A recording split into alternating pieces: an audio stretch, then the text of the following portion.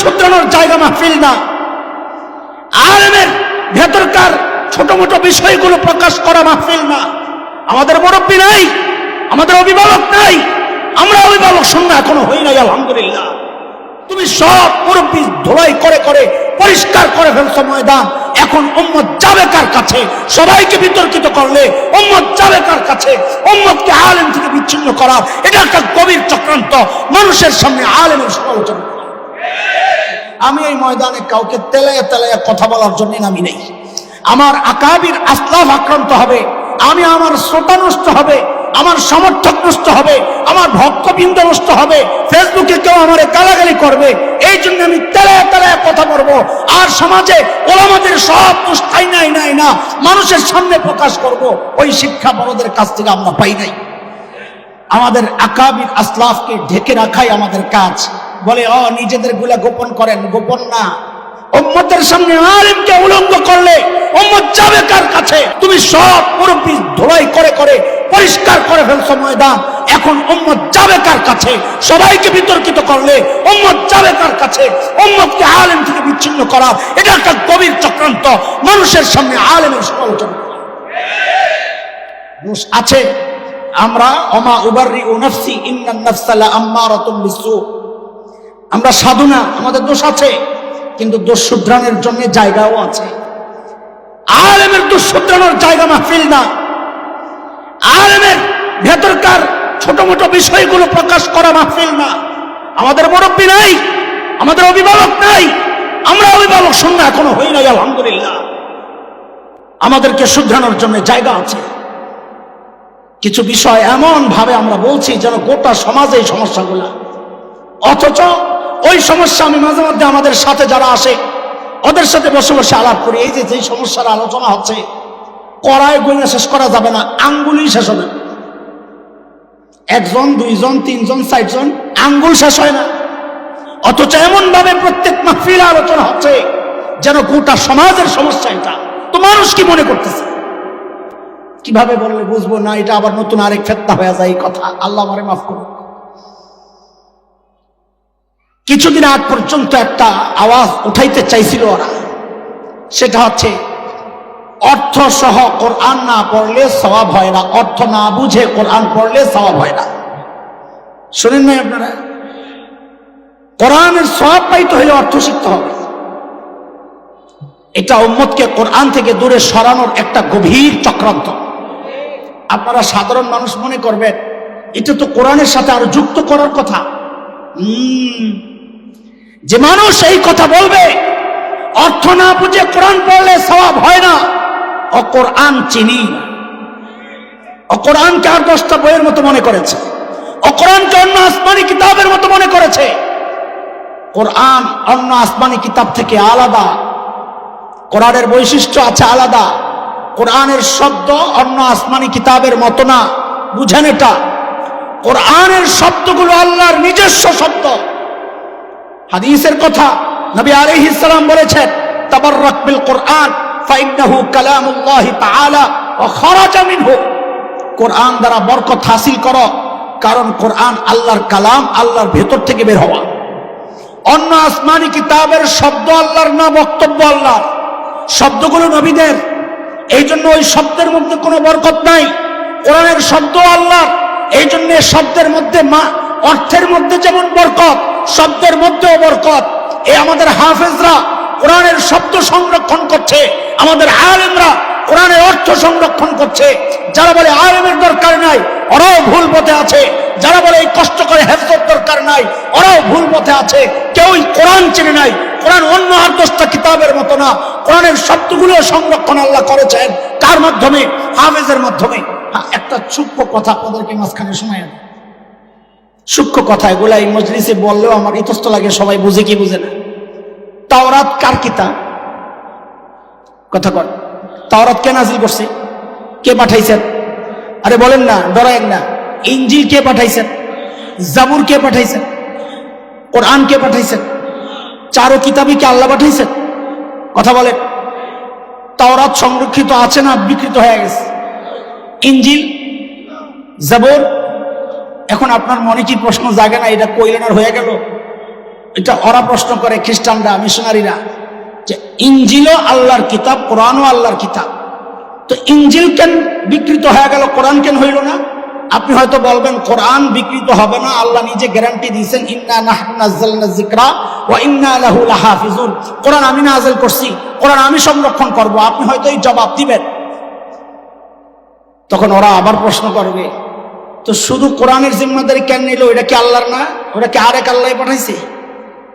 এই প্রশ্ন করবে কি করবে না? হ্যাঁ, জবাব কি?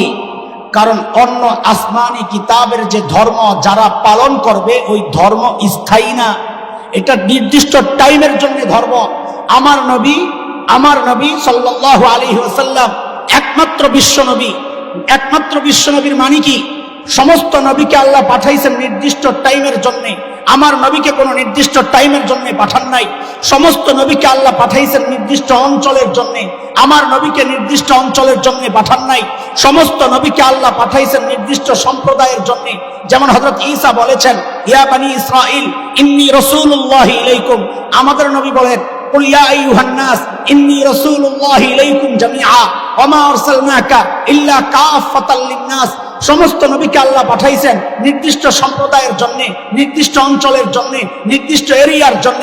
আমার নবী একমাত্র বিশ্ব নবী যার টাইম ঠিক নাই, নির্দিষ্ট নাই।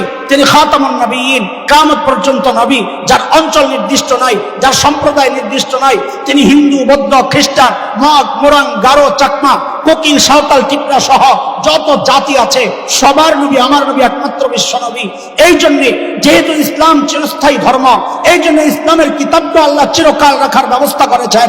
অন্য ধর্ম চিরকালের ধর্ম না, এই জন্য অন্য কিতাবকে চিরকাল রাখার ব্যবস্থাও আল্লাহ রাখেন নাই। বুঝছেন কথা? এখন বুঝেন হুজুর, অর্থ ছাড়া কোরআন পড়লে সওয়াব হয় না, এই ফতুয়া দিলে কোরআন থেকে দূরে সরানো কেমনে হয় বুঝি না। বুঝবেন কেমনে? এই জন্যই তো আলেমের কাছে আওয়া লাগবে, সব নিজে নিজে বুঝতে চান।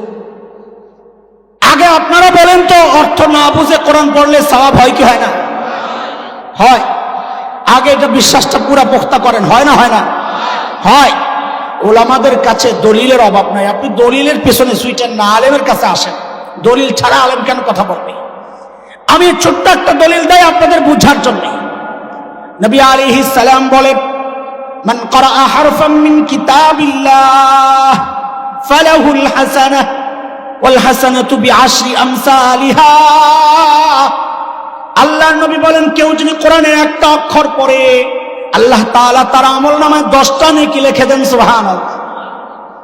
অক্ষর একটা, নেকি কয়টা? সবাই বলেন, অক্ষর একটা, নেকি কয়টা? আবার বলেন, অক্ষর একটা, নেকি কয়টা? এই হাদিসে নবী আলাইহিস সালাম বলেন, আমি বলছি না আলিফ লাম মিম একটা অক্ষর, আমি বলি আলিফ এক অক্ষর, লাম এক অক্ষর, মিম এক অক্ষর। এবার হাদিসের ব্যাখ্যা আপনারা দিবেন। বলেন, আলিফ পড়লে কয় নেকি? লাম পড়লে? মিম পড়লে? আমি একসাথে বলি, আলিফ লাম মিম। কয় নেকি? জোরে জোরে কয় নেকি? ও আলিফ লাম মিম পড়লে 30টি কি হয়? এই হাদিস থেকে বুঝছেন আপনারা? এখন ওদেরকে জিজ্ঞেস করেন, যারা বলে অর্থ না বুঝলে সওয়াব হয় না, ওদেরকে বলেন, ও ভাই, হাদিস থেকে তো বুঝলাম আলিফ লাম মিম পড়লে 30 নেকি হয়, তাহলে অর্থ ছাড়া যদি পড়লে সওয়াব না হয়, নিশ্চয়ই আলিফ লাম মিমের অর্থ আছে, নাহলে সওয়াব এর উপর। কথা কর না? ওদেরকে জিজ্ঞেস করেন অর্থ না কম, ও কি অর্থ বলবে? ওর বাপ দাদা 14 গোষ্ঠীও তো অর্থ বলতে পারবে না। কেন? কারণ দুনিয়ার শ্রেষ্ঠ শ্রেষ্ঠ মুফাসসিররা এই জায়গায় এসে আত্মসমর্পণ করে কি বলেছেন? তাফসীর কিতাব খুলে দেখেন, তারা বলেছেন আল্লাহু আ'লামু বিমুরাদিহি বিযালিক। এগুলোর অর্থ আমরা জানি না, এগুলোর অর্থ আল্লাহই ভালো জানে। অর্থ না বুঝে পড়লে সওয়াব হয় কি হয় না? কথা বলেন, হয় কি হয় না? এখন প্রশ্ন, হুজুর, এই ফতোয়া বাজারজাত করলে মানুষকে কোরআন থেকে দূরে সরানো কেমনে হয়? বুঝলাম না তো। হ্যাঁ বুঝেন, বুঝাইতেই তো আসছে। আমি একটা প্রশ্ন করব, যারা আলেম না তারা হাত উঠায়েন না। এখানে সূরা কাউসার কে কে জানেন? হাত উঠান তো। আলেম না যে সে উঠাবে, শুধু আলেমরা উঠায়েন না। ইন্না আতাইনা কাল কাউসার জানেন এমন কারা কারা আছেন? হ্যাঁ, যারা জানেন হাত উঠান। আলেমরা না, মাদ্রাসাওয়ালারা না, যে মাদ্রাসায় পড়েন নাই এমন হাত ওঠান। অনেক হাত, মাশাআল্লাহ। হাত নামান। 200-400 তো হইব না, ধরে নিলাম 200, যেখানে আলেম না কিন্তু সূরা কাউসার জানে। আচ্ছা, সূরা কাউসারের মধ্যে একটা শব্দ আছে আবতার, ইন্না শানিআকা হুয়াল আবতার। বলেন আবতারের অর্থ এই, এখানে যারা আলেম না এর মধ্যে একজনে বলেন, কে জানেন? একজন পাওয়া গেছে। আর কয়জন পাওয়া গেছে? এই তোমরা দেখো না, আমি তো সৌদি না দূরে। 1 জন, 2 জন, 3 জন, 4 জন, 5 জন। বলেন, সর্বপ্রথম হাত উঠাইছেন, বলেন আবতারের কি অর্থ? এটা ভাব অর্থ, শাব্দিক অর্থ। সাবাস, আমার মাশাআল্লাহ। তাহলে আমরা 200 লোকের মধ্যে কয়জন পাইলাম? 6 জন। তো 6 জন হইল 200 লোকের মধ্যে 6 জন হইলে কত পার্সেন্ট হইল? 3%। 200-র মধ্যে 6 জন হইলে কত পার্সেন্ট? তার মানে কি পাইলাম? যে দেশের যারা কোরআন পারে, এই কোরআন পারাদের মধ্যে 6% না 3% পাইলাম যারা কিছু অর্থ জানে, তাই না? তাইলে সারা দেশের মধ্যে যদি জরিপ চালান, কয়জন কোরআন পড়তে পারবে জানা আছে আপনাদের? আহা, আফসোস লাগে এগুলো বললে, দায় আমাদের উপর আসে, আমি আর বলছি না। যারা কোরআন পড়তে পারে তাদের মধ্যে 3%, ধরলাম 5% মানুষ। কারণ এখানে যারা আসছে তারা তো দিনদার। অনেক মানুষ পাওয়া যাবে ছোটবেলায় কোরআন পড়ছে, এখন দিন মানে না, তারা মাহফিলে আসে নাই, তারাও সূরা কাউসার জানে। তাকে জিজ্ঞেস করলে সে আবতারের অর্থ জানবে না। তাইলে 5% মানুষ কোরআনের অর্থ জানে না কিন্তু পড়তে পারে। যদি এই ফতুয়া বাজারজাত করা যায় যে কোরআন অর্থ ছাড়া পড়লে সওয়াব হয় না, তাইলে 95% মানুষ চিন্তা করবে, তাইলে আর কষ্ট করে কোরআন পড়ে লাভ কি? অর্থ না জানলে যদি সওয়াব না হয়, তাইলে 95% মানুষ কোরআন তিলাওয়াত করা ছেড়ে। তাইলে এই 95% মানুষকে একটা ফতুয়া দিয়া কোরআন তেলাওয়াত থেকে দূরে সরানোর চক্রান্ত হচ্ছে। কথা বুঝতেছেন আপনারা? একটা উদাহরণ দিলাম, নেক্সট সূরাতে ধোঁকা।